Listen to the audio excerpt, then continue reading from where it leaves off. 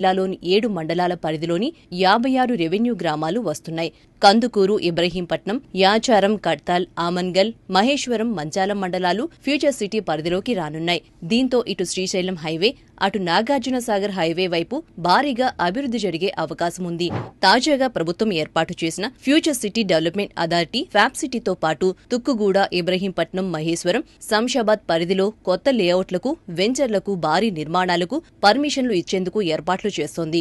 ఆయా ప్రాంతాల్లో భారీ ఎత్తున మౌలిక సదుపాయాల కల్పనకు ప్రభుత్వం ఏర్పాటు చేస్తోంది. గ్రీన్ ఫీల్డ్ రోడ్డుతో పాటు వివిధ ప్రాంతాలకు లింక్ రోడ్ల నిర్మాణంపై దృష్టి సారించారు. Future city authority planning, engineering విభాగాలపై ప్రభుత్వం చేస్తున్న కసరత్తు తుది దశకు చేరుకుందని అధికారులు చెబుతున్నారు. వీటి ద్వారానే భారీ నిర్మాణాలకు అనుమతులు ఇవ్వనున్నారు. ఫ్యూచర్ సిటీలో ఏర్పాటయ్యే పరిశ్రమలు, ఐటీ సంస్థలు, ఇతర నిర్మాణాలకు అనుమతులను కూడా అథారిటీనే ఇవ్వనుంది. రాబోయే రోజుల్లో ఎఫ్సీడీఏ పరిధిలో హైరేజ్ భవనాలను నిర్మించే సంస్థలకు ఎక్కువ ప్రాధాన్యత ఇవ్వనున్నారు. ఐటీ, మెడికల్ ఇన్ఫ్రాస్ట్రక్చర్తో పాటు భారీ ఎత్తున మల్టీనేషనల్ సంస్థలకు ప్రత్యేక రాయితీలు ఇచ్చే అవకాశముందని తెలుస్తోంది. హైదరాబాద్, సైబరాబాద్, రాచకొండ సిటీలకు ధీటుగా ఫ్యూచర్ సిటీని అభివృద్ధి చేసే దిశగా తెలంగాణ ప్రభుత్వం అడుగులు వేస్తోంది. ఫ్యూచర్ సిటీ నిర్మాణంతో అక్కడ రియల్ ఎస్టేట్ రంగం క్రమంగా పుంజుకుంటోంది.